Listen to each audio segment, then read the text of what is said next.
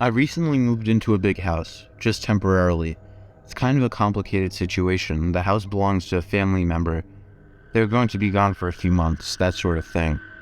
I was going to be there on my own, so I was a little nervous. There wasn't anything in the house when I moved in.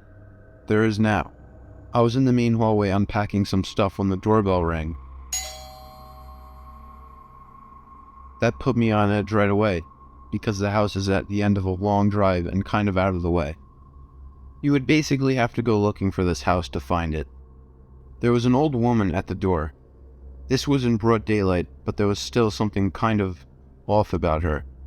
She was really tall, like a full head taller than me, and there was something weird about the way she looked. It was like none of her clothes even fit her properly. She shook my hand and smiled, and told me that she was from the neighborhood council or something. She asked if she could come in and talk to me. My gut reaction was to say no, but I couldn't really think of a reason to. She was just an old woman. What was she going to do? I really wished I had just slammed the door in her face. I brought her into the living room, and she sort of tottered behind me, like her feet didn't even fit into her shoes properly. She sat down without asking and grinned at me until I took a seat across from her. For about half a minute she didn't say anything, just smiled and stared at me while I got increasingly awkward. Just as I was about to break the silence, she fished in her pocket and pulled out this really big old-fashioned sweet, the type that comes in a see-through wrapper. Here, She said. leave this. I should probably point out here that she spoke really quietly, so it was difficult to hear anything she said. I accepted this sweet and unwrapped it. It was dark red, almost black. I popped it in my mouth because she was still grinning at me and nodding her head. Have you ever walked around behind a supermarket where they keep the big bins? They throw meat that's gone bad in those. Imagine that rancid smell, but on a hot summer day. It's so thick you can almost feel it in the air. That's what the sweet tasted like. I wanted to spit the thing out on the floor, but social niceties made me chew the thing and force it down my throat. The woman was talking all the time, but between the taste and her quiet voice, I barely heard her. My mouth tasted like rotten meat, so I politely told her I was going to get some water and ran into the kitchen. When I came back, she was gone. I had been in the kitchen for less than 30 seconds. My first reaction probably should have been to assume that she went to the bathroom or had to leave in a hurry. Instead, I searched the entire house. I went through every single room, convinced I was going to open a closet or look under a bed and see her stuffed in there, grinning at me. That didn't happen, obviously, but I was still extremely on edge as the sun started to go down. That night, I propped a chair against my bedroom door because I just couldn't shake the feeling that the woman was still in the house somewhere, hiding. I woke up at around 2 in the morning and heard creaking floorboards downstairs. It was an old house and unfamiliar. I kept telling myself that until the noises stopped. When I woke up the next morning, there was a red sweet on the living room table. I'll tell you the same thing I told the police. No, I couldn't be absolutely certain that the sweet wasn't there the day before. Maybe I just overlooked it, but I didn't think so. They told me that the organization the woman claimed to come from didn't actually exist, and I was clearly wasting their time. After they left, I searched the entire house again, and the grounds. Then I searched them again.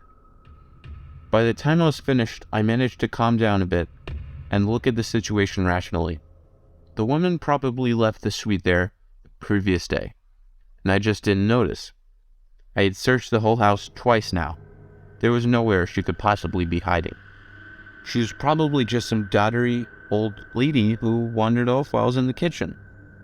As I prepared to go to bed, I had managed to fully delude myself into thinking nothing strange was going on. I decided not to do anything childish, like blocking my door again, because what was I afraid of? Even if she was somehow still inside the house somewhere, what could this old lady even do to me?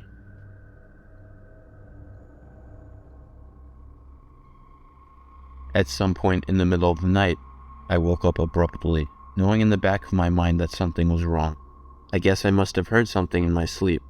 I turned onto my side and reached out to turn on the bedside lamp, groping around because I was in an unfamiliar room. When the light came on, I saw the old woman standing right next to my bed. I only got a glimpse of her because as soon as I screamed, she scuttled backward out the door really fast. I only got the briefest glimpse of her before she vanished into the unlit hallway outside my door.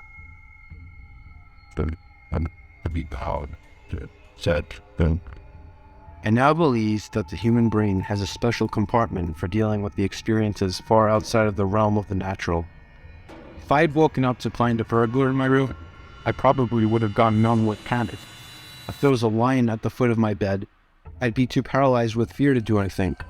But as soon as I saw the woman was gone.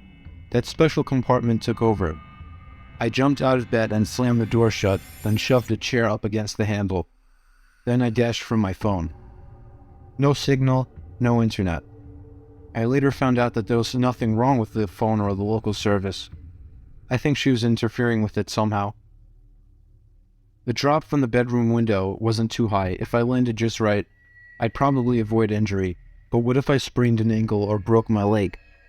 I had a sudden vision of pulling myself across the dark garden while the woman sprinted after me, and I decided I didn't want to risk it. That gave me two options: wait out the night in my bedroom, or try to get out of the house now. I went for the second one. I had an idea my flimsy barricade wouldn't hold if the woman decidedly wanted back in. I broke one of the chair legs off and crept slowly into the hallway, reaching carefully for the light switch. When I pressed it, the lights came on for a second, then faded out. I flicked the switch a few more times, nothing. Some gut instinct told me she was sabotaging them somehow. I used my phone for light as I slowly, quietly crept along the upstairs hallway and down the stairs. The light barely traced the shapes of the walls in the dark, yawning frames of open doorways. I jumped at every single shadow and unidentifiable shape, certain that any second that grinning face would appear out of the shadows. I got downstairs and to the front door. I had double locked it and put the chain in place. Just as I was reaching for the first lock, I heard rapid, uneven footsteps at the top of the stairs approaching swiftly. I undid the first lock. A high-pitched shriek came from halfway down the stairs, and I screamed as I undid the second lock and wrenched the door open. It stuck fast. I had forgotten the chain. I glanced behind me and saw the tall, spindly shape of the woman half running, half falling down the stairs toward me, with her head lolling backward and her mouth hanging open. I can't even remember getting the chain off. I might actually have just yanked the door open so hard that I broke it. In any case, the last I saw of the woman was her face inches away from me as I slammed the door shut. I sprinted to the nearest house, and eventually they called the police, possibly because I was half delirious with fear and babbling incoherently. The police once again failed to find anything unusual. It's been a week. I'm staying at a friend's place, sleeping with the lights on and the bedroom door barricaded. The house's real owners aren't back yet. I'm not sure what I'm going to tell them, but I have to stop them from going back there somehow. This is not a haunting. It's an infestation. I can't stop thinking about all of the holes in our defenses, the windows and doors left open, the strangers invited into our living rooms. I just hope to God it's the house she wanted and not me.